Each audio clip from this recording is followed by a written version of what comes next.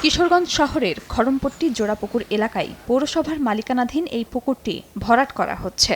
আর নামে বেঁচে থাকলেও অনেক আগেই ভরাট হয়েছে ব্যক্তি মালিকানাধীন জোড়াপুকুর।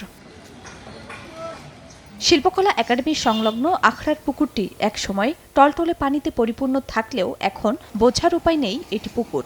ময়লা আবর্জনা আর কচুরিপানার ভাগাড়ে পরিণত হয়েছে।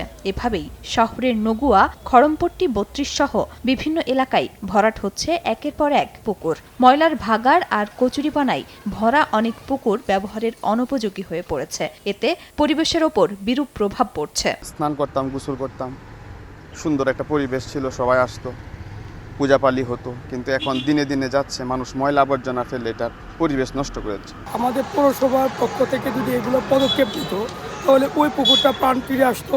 আমরা এই এলাকার মানুষ এটা অপরিষ্কার অপরিচ্ছন্ন থাকার জন্য আমরা খুব দুর্ভোগ করতেছি। ক্ষুধা না করু একটা আগুন লাগে আশেপাশে, কোথা থেকে পানি আইনা নিভাবে। জলাশয় সংকটে অগ্নিকাণ্ডের মতো ঘটনায় পানি সংকটে দেখা দেয় বিপত্তি। পরিবেশ অধিদপ্তর বলছে, অভিযোগ পেলে আইনগত ব্যবস্থা নেওয়া হবে। পুকুরগুলো ভরাট হয়ে গেলে দেখা যায় আমাদের পানি সমস্যা হয়, তখন আমাদের যে পানি যে নিয়ে যাই আমরা গাড়িতে, সে পানির গাড়িটা 15 থেকে 20 মিনিট সর্বোচ্চ চলে।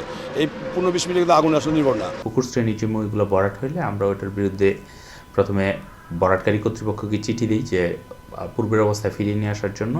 চিঠি অনুসারে ওনারা যদি কাজ না করে পরবর্তীতে হয়তো আমরা আমাদের মনিটরিং এনফোর্সমেন্ট শাখায় প্রয়োজনীয় ব্যবস্থা নেওয়ার জন্য পাঠাই। অন্যত আমরা মামলা করি, মামলা করার পরে তদন্ত করে আমরা চার্জশিট দাখিল করি। কাগজে কলমে পৌর এলাকায় 13টি সরকারি পুকুর থাকলেও বাস্তবে আছে মাত্র 4টি। আর ব্যক্তি মালিকানাধীন 1.5 শতাধিক পুকুরের বেশিরভাগই ভরাট হয়ে গেছে। সময় সংবাদ, কিশোরগঞ্জ।